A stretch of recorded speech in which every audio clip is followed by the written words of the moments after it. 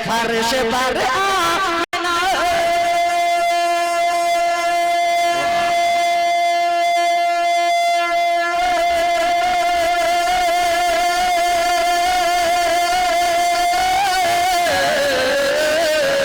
فرش پر آمنہ جب تیرا یہاں آیا ہے فرش پر آمنہ جب تیرا یہاں آیا ہے خانہ کعبہ کے ہر خانہ کعبہ کے ہر بت پہ زوال آیا ہے خانہ کعبہ کے ہر بت پہ زوال آیا ہے خانہ کعبہ کے ہر بت پہ زوال آیا ہے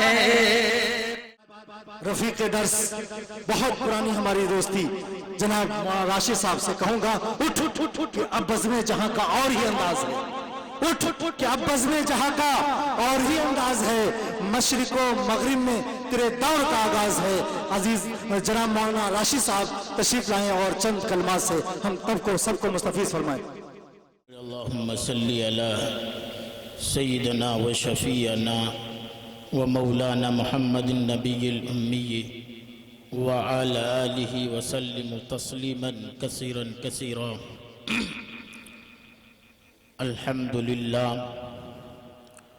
الحمدللہ رب العالمین والصلاة والسلام على سید المرسلین وعلى آلہ وأصحابہ اجمعین اما بعد قال اللہ تبارک و تعالی فی القرآن المجید فاعوذ باللہ من الشیطان الرجیم بسم اللہ الرحمن الرحیم ان هذا القرآن یہدی للتی ہی اقوم صدق اللہ العظیم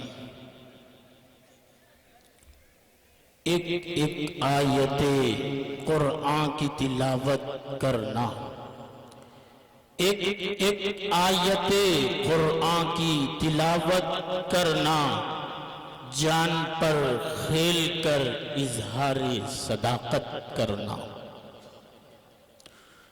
مدرسے والوں نے بتایا بزبان جرأت مدرسے والوں نے بتایا بزبان جرأت زندگی کیا ہے تمنائے شہادت کرنا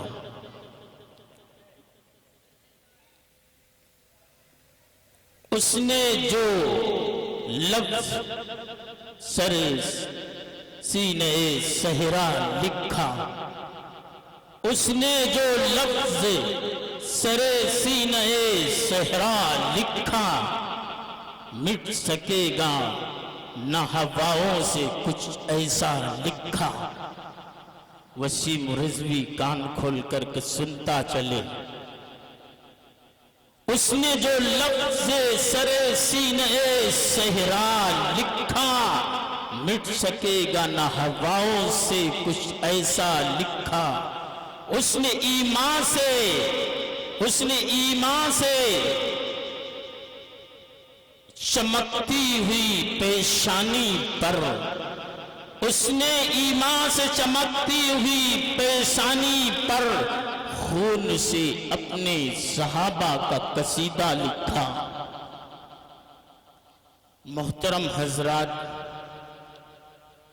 اسٹیج پر تشریف فرما علماء اکرام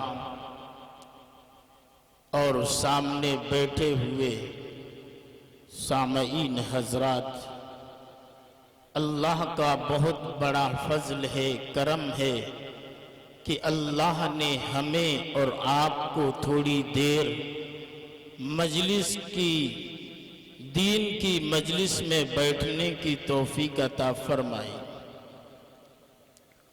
یہ آج کا پروگرام دعائیہ پروگرام ہے اس مدرسے حاضہ کے اندر الحمدللہ 5 طلبہ اکرام نے قرآن مقدس کو سینے میں اتارا ہے،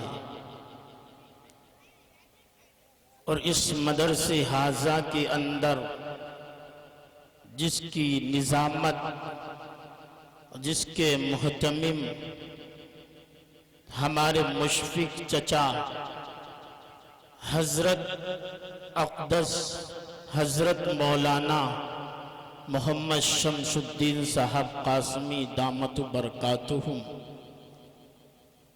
اور درس تدریس شعبہ حفظ کے حافظ قاری عبد الرحیم صاحب اور حافظ محمد لقمان صاحب، اور اسی طریقے سے اس جلسے کی محنت اور آج جو سجا عالیہ جناب قاری عبد الصمد صاحب دامت برکاتہم۔ اور ایک بات یہ بھی کہتا چلوں، یہ مدرسے کی یہ رونق ہے جو حضرت کے ساتھ میں کندھا سے کندھا ملا کر کے چلنے والی وہ شخصیت، اللہ اس شخصیت کو جنت الفردوس عطا فرمائے،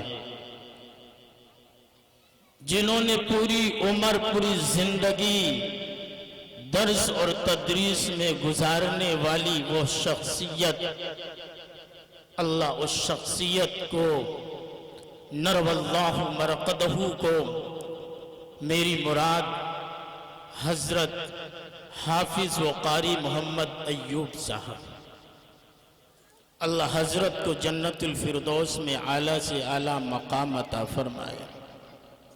اس مدرسے میں حضرت کی بھی بہت محنت رہی۔ یہ جو بچے حافظ بن رہے ہیں، یہ پڑھ رہے ہیں، اللہ ان بچوں کو پڑھنے کو اور پڑھانے والے کو اللہ قبول فرمائے۔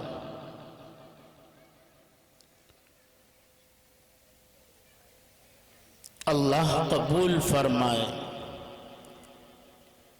اس قرآن کی ہمارے نزدیک کوئی قدر و قیمت نہیں ہے، کیونکہ گھر میں بیٹھے بیٹھائے یہ قرآن مل گیا، اللہ نے چھپر پھاڑ کر کے ہمیں قرآن عطا کر دیا، اس وجہ سے اس کی قدر نہیں ہے۔ اگر قدر تمہیں قرآن مقدس کی پوچھنا ہے تو صحابہ اکرام سے پوچھو، جنہوں نے تپتی ہوئی زمین پر جن کو لٹایا گیا۔ اگر تمہیں قرآن کی قدر و قیمت پوچھنا ہے تو بی بی سمیہ سے پوچھو، اگر تمہیں قدر و قیمت پوچھنا ہے تو حضرت بلال حبشی سے پوچھو، اگر تمہیں قرآن مقدس کی قدر پوچھنا ہے تو حضرت ابو بکر صدیق سے پوچھو، اگر تمہیں قدر قرآن مقدس کی پوچھنا ہے تو حضرت عمر فاروق سے پوچھو۔ کیا اس کی یہ وسیم رضوی کیا جانے کہ قرآن کیا ہے، جو اس کو وسیم رضوی کہتے ہیں، میں اس کمبخت کا اپنی زبان پر نام لینا بھی نہیں سمجھتا۔ اگر میں مفتی ہوتا تو فتویٰ دے دیتا کہ وہ ایمان سے خارج ہے، اور جو قرآن مقدس کی آیت پر انگلی اٹھائے وہ مسلمان نہیں ہو سکتا، کافر تو ہو سکتا ہے، منکر تو ہو سکتا ہے، مگر قرآن والا نہیں ہو سکتا ہے۔ اے وسیم رضوی، تو بول کر کے چلا گیا، تو 26 آیت کو مٹانے کی کوشش اور تو مقدمہ چلا رہا ہے۔ میں 26 آیت کی تو دور کی بات ہے، 26 آیت کریمے کی دور کی بات ہے، تو زبر کیا تو ایک نقطے کو بھی نہیں بدل سکتا۔ اگر قدر پوچھنا ہے تو صحابہ سے پوچھو، جنہوں نے ایک ایک آیت مار کھا کر پوچھی۔ مارنا اپنے آپ کو تو پسند کر لیا، مگر قرآن کی آیت کو سیکھا ہے۔ بخاری شریف کے اندر ایک واقعہ ہے، اللہ کے نبی حضرت محمد مصطفیٰ صلی اللہ علیہ وسلم کے وقت میں ایک صحابی بچپنا ہے، نبی کو رسول تسلیم کر لیا اور قرآن مقدس کو اللہ کا کلام سمجھ لیا، اور آپ بچپن ہے صحابی کا، چھوٹے ہیں، مگر کسی وجہ سے آپ مدینہ طیبہ سے ایک دور بستی قائم ہے، اس بستی میں رہتے ہیں، بچپنا ہے اس صحابی کا، مگر قرآن سے محبت تو دیکھو، کسی ذاتی بنا پر مدینہ نہیں جا سکتے، مگر جب مدینہ سے کوئی قافلہ واپس آتا، اس صحابی بچپن میں چھوٹے میں مدینے سے آنے والے راستے پر بیٹھ کر کے قرآن مقدس کی آیت کو اس قافلے والے سے پوچھتے، منت سماجت کرتے اور کہتے مجھے جو مدینے والے نبی سے قرآن سن کر کے آئے ہو وہ قرآن تو سکھلاؤ، اور تمہیں قرآن یاد ہے قافلے والوں؟ تو کوئی کہتا ہاں مجھے ایک آیت یاد ہے، مجھے کوئی قافلے میں سے کوئی کہتا مجھے 2 آیت ہے، اگر قدر پوچھنا ہے تو ان بچوں سے پوچھو، وہ صحابی جو آقا پیارے رسول اللہ کے وقت میں مدینے سے آنے والا قافلہ، ان سے ایک ایک آیت کو سن کر کے 2 آیتوں کو سن کر کے اور منت سماجت کی ہے، قدر تو ان بچوں کو معلوم ہے، قدر کیا اس میں وسیم رضوی کو معلوم ہوگی، کیا قدر تمہیں معلوم ہوگی؟ وہ صحابہ جنہوں نے منت سماجت کر کے ہاتھ جوڑ کر کے مدینے سے آنے والے قافلے سے سن کر کے، اور یہ بچہ یہ صحابی بہت سی قرآن کی آیتوں کو سن کر کے ذخیرہ جمع کر لیا، قدر تو ان صحابہ سے پوچھو۔ ایک واقعہ بیان کرتا ہوں، سنتے چلو، تھوڑا سا مال آیا نا تو بڑے اکڑ جاتے ہیں، میں مالدار ہوں، یہ اس کی کیا حیثیت، اس کی کیا حیثیت۔ اور ایک صحابی ہے جو دن میں کئیوں جوڑے اتارنے والے اور عطر خوشبو ایسی لگاتے تھے کہ لوگ اگر گلی سے گزر جائیں تو جان جاتے تھے فلاں شخص جا رہا ہے، فلاں شخص جا رہا ہے۔ آخری واقعہ ہے، اس واقعے کو سن کر اپنے دل پر اور اس بات کو اپنے دل سے گہرائی سے سن کر عمل کرنے کی کوشش کرنا، اور قرآن ان ھذا القرآن یہدی للتی ہی اقوم، یہ قرآن وہ کتاب ہے جو انسانیت کو بلندی پر پہنچاتی ہے، یہ وہ قرآن ہے جس ادارے میں پڑھا جائے وہ ادارہ بلند ہوتا چلا جاتا ہے۔ کس کی کیا طاقت ہے کہ مدارس کو بند کر سکے؟ یہ وہ مدارس ہے جس میں اللہ کے حبیب سرتاج الانبیاء پر نازل کی ہوئی قرآن مقدسہ کی تلاوت ہوتی ہے۔ جہاں پر قرآن کی تلاوت ہو اس مدارس کو اور اس قرآن کی آیت کو وسیم رضوی کا اس کا باپ بھی قبر سے اٹھ کر کے آ جائے کبھی مٹا نہیں سکتا۔ ایک صحابی ہے حضرت مصعب بن عمیر رضی اللہ تعالی عنہ، اللہ کے نبی کے دیوانے ہو گئے، اللہ کے نبی سرتاج الانبیاء کی رسالت کو قبول کر لیا، اور ادھر ان کے بھائی کو پتا چلا کہ یہ تو نئے دین کو قبول کر چکا ہے، یہ تو نبی کو نبی تسلیم کر چکا ہے۔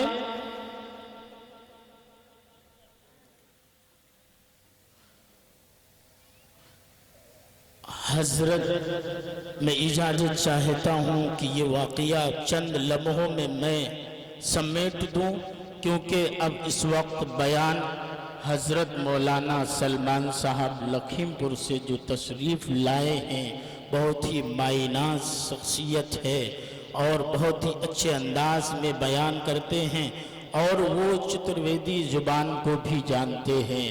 آپ حضرات بیٹھیں. حضرت مصعب بن عمیر رضی اللہ تعالی عنہ کے بھائی کو پتہ چلا کہ یہ تو نبی کی رسالت کو قبول کر چکا ہے, یہ تو قرآن مقدس کو بھی قبول کر چکا ہے. حضرت مصعب بن عمیر جب صحابی گھر میں داخل ہوا اور پتھر کے نوجوانوں سنتے چلو, یہ کوئی کہانی یہ کوئی قصہ نہیں ہے. وہ صحابی کے بھائی پوچھتے ہیں کیا تو نے نبی کی غلامی کو پسند کر لیا ہے, کیا تو نے نبی کو رسول تسلیم کر لیا ہے. حضرت مصعب بن عمیر کہتے ہاں ہم نے پیارے رسول اللہ کی رسالت کو قبول کر لیا ہے. او میرے بھائی میں تو نبی کا غلام بن چکا ہوں, میں تو نبی کا دیوانہ ہو چکا ہوں. اب سنو ان کے بھائی کیا کہتے ہیں. او میرے بھائی مصعب بن عمیر تو سن لے, میں تجھے ساری جائیداد دے دوں گا, میں تجھے اپنے باغ تیرے نام کر دوں گا, تو ان نبی کی رسالت کو انکار کر دے. سن وہ صحابی کیا جواب دے رہے ہیں. کہتے بھائی جو میرے ہاتھ میں جائیداد آئے, جو میرے نام پہ جائیداد آ جاوے, ہمارے نام پر جو باغ آ جائے وہ ساری جائیداد تجھے دے دوں گا. تو پیارے رسول اللہ کی غلامی کو پسند کر لے. اس گفتگو کو ان کی بیوی سن رہی تھی. بیوی نے کہا ارے یہ تو میاں تو ہاتھ سے جا رہے ہیں. اب وہ اللہ نے ان کی بیوی کو بہت خوبصورت, آج جیسا ہمارے لوگ ہوتے نا کہتے ارے بھیا کچھ جاوے بیوی ہاتھ سے نہ جاوے. مگر بیوی نے کہا ہم یاد رکھ لو, تم اگر نبی کی رسالت کو نہیں ٹھکراؤ گے تو ہم تمہاری بیوی نہیں. سنو صحابی کا جواب کیا جواب دیتے ہیں. کہاں کہ تو اگر میری بیوی ہے, اگر تو میرے نبی کی رسالت کو قبول نہیں کرتی, یاد رکھ تیری ہم اس کافری زندگی پر, کفر والی زندگی پر, تو کافر ہونے کی بنا پر تجھے ہم پسند نہیں کرتے, اور سن لے ہم تیرے اوپر تھوکنا بھی گوارا نہیں کرتے. یہ بات چلی. اب دل میں سوچ رہے ہیں, دل میں خیال کر رہے ہیں, بیوی بھی گئی, بچے اور بھائی بھی چھوٹ رہا تو چھوٹ جائے, بیوی چھوٹے تو چھوٹ جائے. دل میں ٹھنڈی آہ بری اور بھر کر کے کہا کہ کاش میری ماں آ جاتی اور مجھے اپنا لیتی. یہ دل میں تمنا رکھ رہے تھے کہ وہ میری ماں آ جاتی جس نے چھپا کر کے مجھے کھانا کھلایا, چیزیں دی, مجھ سے محبت کی, وہ ماں آ جاتی. اور لوگوں دروازہ کھل جاتا ہے, ماں گھر میں داخل ہوتی ہے. وہ ماں بجائے محبت کے اپنے بیٹے مصعب بن عمیر سے وہ آتے سر پر جو پگڑی تھی اس پگڑی پر ہاتھ ڈالتی ہے, پگڑی اتار لیتی ہے. پگڑی کو اتارتے اور لوگوں کرتا بھی اتروا لیتی ہے. مصعب بن عمیر کی کرتے کو بھی اتار لیا گیا, مصعب بن عمیر کی پگڑی بھی اتار لی گئی. کیوں؟ اس وجہ سے مصعب نبی کا دیوانہ ہو چکا تھا, مصعب بن عمیر نبی کا قرآن کا مطالعہ ہو چکا تھا. حضرت مصعب بن صحابی کی پگڑی بھی اتار لی گئی, کرتا بھی اتار لیا گیا. اور لوگوں تہمت تو چھوڑ دیتے ہیں لوگ, تہمت کی ماں نے بھی اتروا لیا. تو گھاس میں جس سے گھاس سے وہ لاتے تھے, گھاس میں پھٹے میں باندھ کر کے گھاس لاتے تھے, اپنی بہن سے وہ پھٹا مانگا اور پھٹا مانگ کر کے وہ لوگوں گھر سے باہر نکل گئے ہیں. تن پر کوئی کپڑا نہیں ہے, بھائی چھوٹے چھوٹ جائے. وہ صحابی کا طرز عمل تھا, نبی کی محبت نہ چھوٹے. وہ لوگوں گھر سے نکلا پتے کھا کر کے, وہ لوگوں پتے کی چھالیں چبا کر کے پیارے رسول اللہ کی مسجد نبوی میں ستون کے پاس جا کر کے بیٹھ جاتا ہے. اللہ کے نبی جب مسجد نبوی میں آتے تو دیکھا کوئی شخص اپنے سر کو سر کو جھکائے ہوئے ستون کے پاس, کھمبے کے پاس بیٹھا ہے. جب حضرت آقا سرتاج الانبیاء اس کے پاس پہنچے ہیں, کہا بھیا اٹھو کون ہو. جب وہ حضرت مصعب بن عمیر جب چہرہ اٹھایا ہے, رب کعبہ کی قسم میرے حبیب کے منہ سے یہ الفاظ نکلے, ارے تیرے مصعب یہ حال کیسے بنا ہے, تو ایسا تھا دن میں کپڑے اتارتا دوسرے نئے کپڑے بناتا تھا, تو خوشبوؤں میں معطر رکھتا تھا. او لوگوں اس حالت کو دیکھ کر کے پوری کائنات کے سرتاج الانبیاء حضرت محمد مصطفیٰ کے آنکھوں سے آنسو نکل آئے اور اپنے اس صحابی مصعب بن عمیر رضی اللہ تعالیٰ عنہ کو سینے سے لگایا اور کہا اب بتا او میرے مصعب, اب بتا او میرے مصعب, اب بتا تجھے کیسا لگا. کہا یا رسول اللہ آپ کے سینے مبارک سے میں چمٹا سارے دکھ بھول گیا ہوں. اسی کو قرآن کہتا ہے ان هذا القرآن یہدی للتی ہوا اقوم. قرآن سے وابستہ ہو جاؤ, جو قرآن سے وابستہ ہو جاتا, جو قرآن سے محبت کرنے والا ہو جاتا, تو او لوگوں اسے اللہ بلندی پر پہنچا دے دیتا ہے. اللہ ہم سب کو کہنے سننے سے زیادہ عمل کرنے کی توفیق عطا فرمائے. وآخر دعوانا الحمدللہ رب العالمین.